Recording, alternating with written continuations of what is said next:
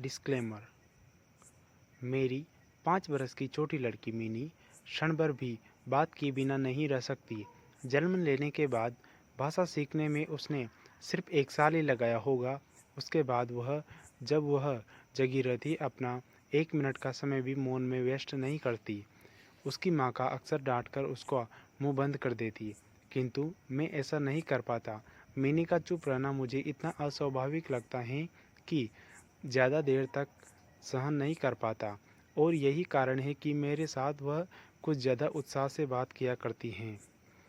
सुबह मैंने अपने उपन्यास के 7वें परिच्छेद को लिखना शुरू ही किया था कि मिनी आ गई और बोलने लगी। बाबूजी, रामदयान है ना, वह काको को कहता है और वह कुछ नहीं जानता ना बाबूजी। दुनिया की भाषा की भिन्नता के बारे में मेरे कुछ कहने के पहले ही उसने दूसरा प्रसंग छेड़ दिया। देखो बाबूजी, भोला कहता था आकाश में हाथी सूंड से पानी फेंकता है, इसी से वर्षा होती है। अच्छा बाबूजी, भोला झूठ मूठ की बकवास बहुत करता है ना, खाली बकबक किया करता है, रात दिन बकता रहता है। इस विषय में मेरी राय जानने के लिए जरा भी इंतजार न करके वह चट से बड़े नर्म स्वर में एक जटिल सवाल पूछ बैठी। अच्छा बाबूजी, माँ तुम्हारी कौन लगती हैं?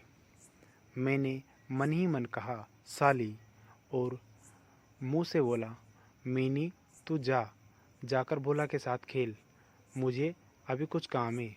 अच्छा।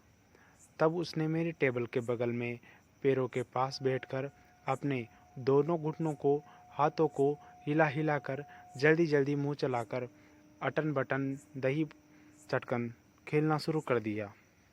जबकि मेरी उपन्यास के 17वें परिच्छेद में प्रताप सिंह उस समय कंचनमाला को लेकर अंधेरी रात में कारागृह के ऊंचे झरनों से नीचे बहती हुई नदी में कूद रहा था।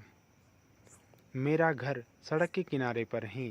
सहसा मिनी अटकन बटकन खेल छोड़कर खिड़की के पास दौड़ गई और बड़े जोर से चिल्लाने लगी, काबुली वाला, ओ काबुली वाला।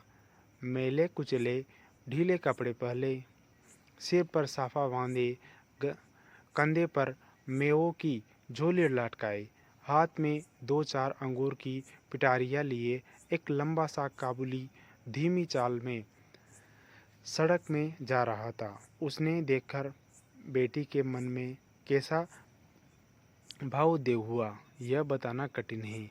उसने जोर से पुकारना शुरू कर दिया। मैंने सोचा अभी झोली कंधे में लटकाए एक आफत सिर पर आ खड़ी होगी और मेरा 17वां परिच्छेद आज भी पूरा होने से रह जाएगा।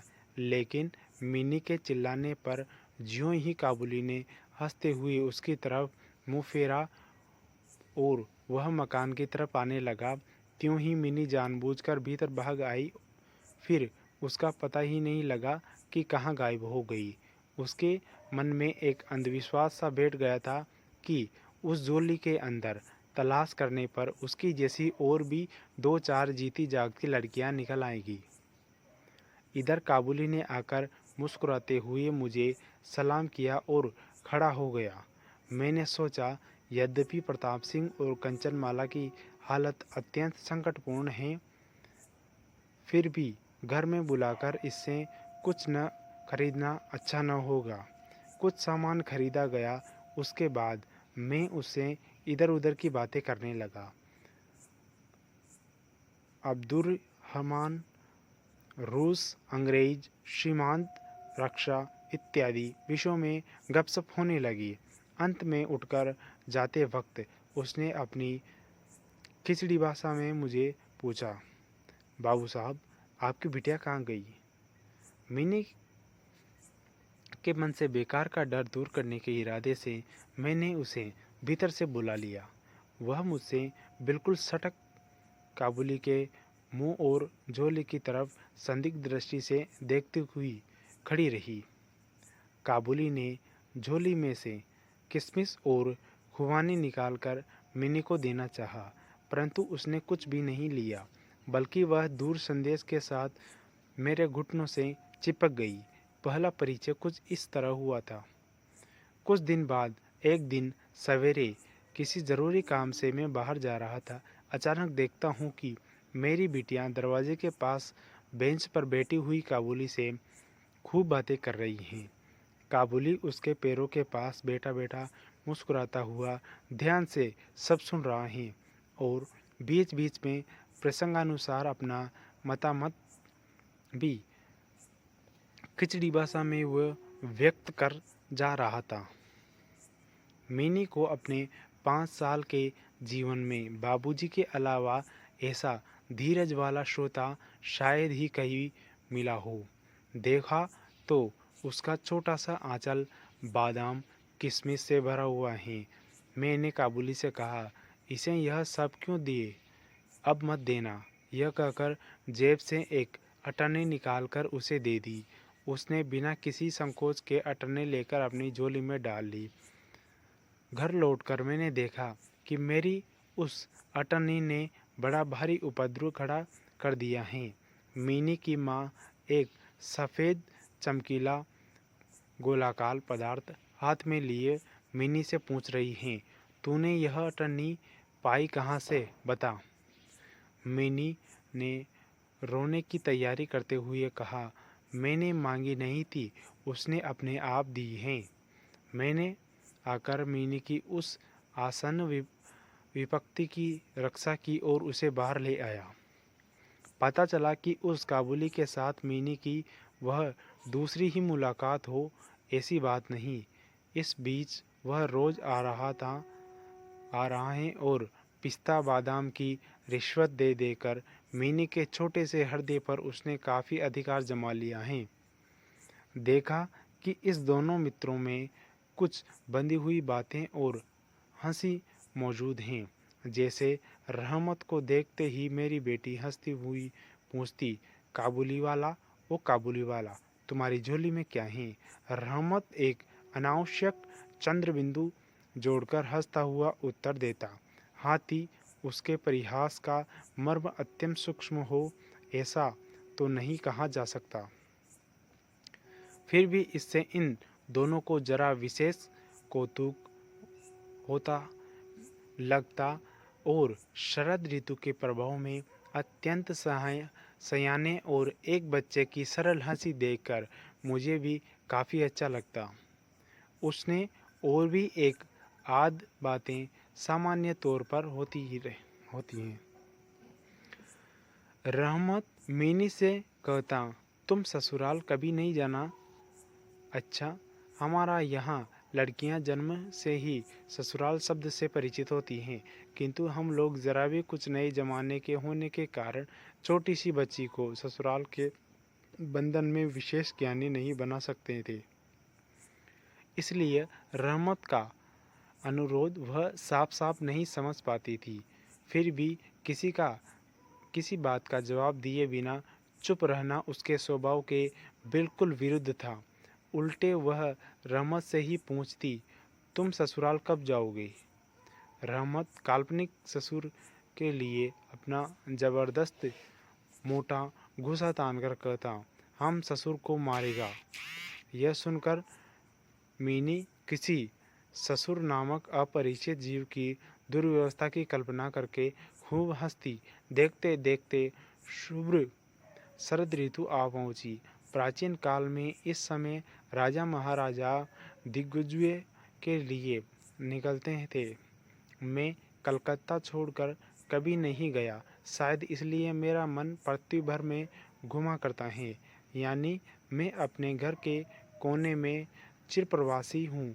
बाहर की दुनिया के लिए मेरा मन सर्वदा चंचल रहता है।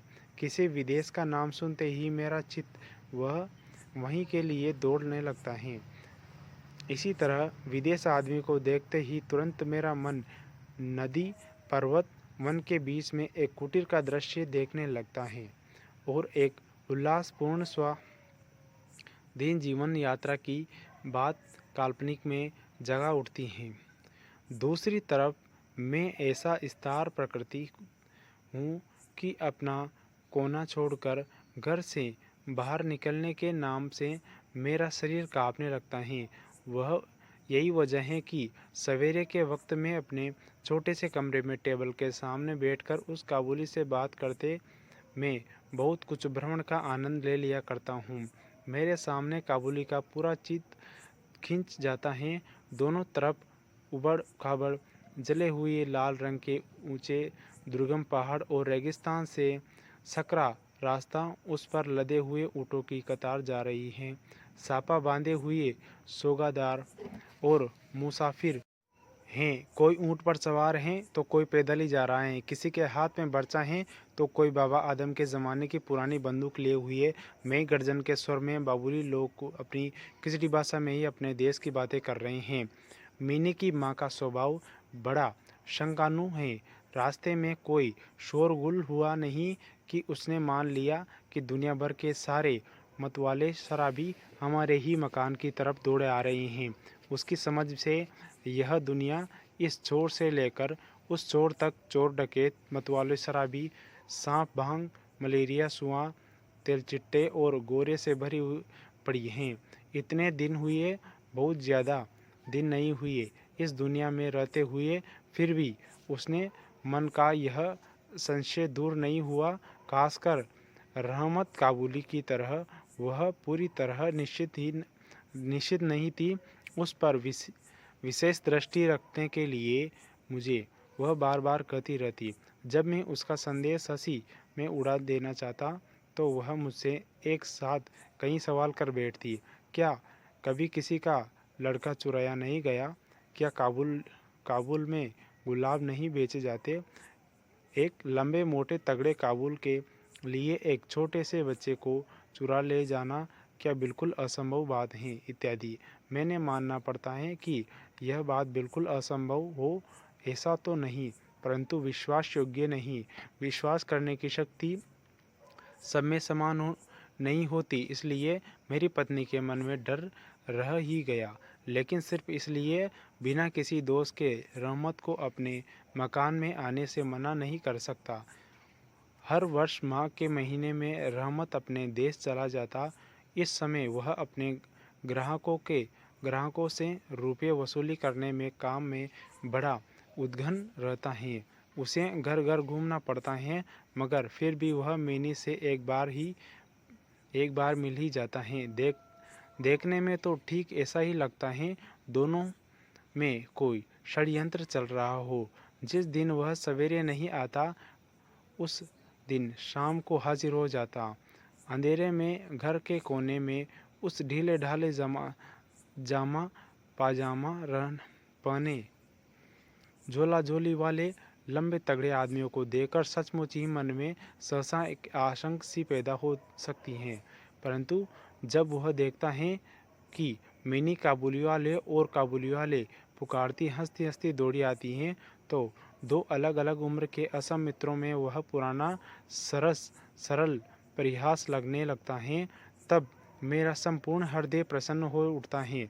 एक दिन सवेरे मैं अपने छोटे कमरे में बैठा हुआ अपनी नई पुस्तक का प्रूफ देख रहा था। जाड़ा विदाई होने से पहले 2-3 दिनों से खूब जोरों से पड़ रहा था।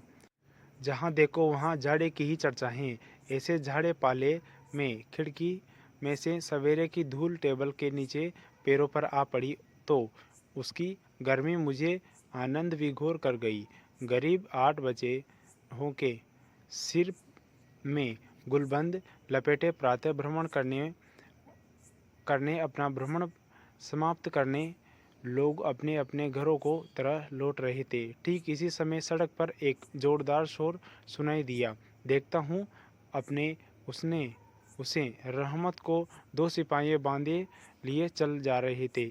उसके पीछे बहुत सी कुतूहली लड़कों का झुंड चला जा रहा था। रहमत के कुर्ते पर खून के दाग हैं और एक सिपाही के हाथ में खून से सना हुआ छुरा। मैंने दरवाजे से बाहर निकलकर सिपाही को रोक लिया। पूछा, क्या बात है? कुछ सिपाही से और कुछ रहमत के मुंह से सुना कि हमारे पड़ोसन में रहने वाले एक आदमी ने रहमत को रामपुरी चादरें खरीदी थी। उसने कुछ रुपये उसकी तरफ बाकी थे जो वह देने से नट गया। बस इसी पर दोनों की बात बढ़ गई और रहमत ने छुरा निकालकर उसको भोंक दिया। रहमत उस झूठे बेईमान आदमी के लिए तरह तरह की आश्चर्य गालियाँ सुना रहा था। इतने में काबुली वाला पुकारती हुई मीनी घर से निकल आई। रहमत का चेहरा क्षण भर में कौतूहल रहस्य में प्रफुल्ल हो उठा। उसके कंधे पर आज झोली नहीं थी, इसलिए झोली के बारे में दोनों मित्रों की अभ्यस्त परिहास न चला सका। मिनी ने आते ही उससे पूछा, तुम ससुराल जाओगे? रहमत ने हंसकर कहा, हाँ वहीं तो जा रहा हूँ। रहमत ताड़ गया कि उसका यह उत्तर मिनी के चेहरे पर हंसी नहीं ला सकता, और तब उसने हाथ दिखाकर कहा, ससुराल को मारता पर क्या करूं? ससुर को मारता पर क्या करूं? हाथ बंधे हुए हैं। छुरा चलाने के कसूर में रहमत को कई साल की सज़ा हो गई। काबुली का ख्याल धीरे धीरे मन में बिल्कुल उतर गया। हम लोग जब अपने घर में बैठकर हमेशा की आदत के अनुसार नित्य का काम धंधा करते हुए आराम से दिन बिता रहे थे, तब एक दिन स्वाधीन पर्वतारोही पुरुष जेल की दीवारों के अंदर बैठा कैसे साल पर साल बिता रहा होगा,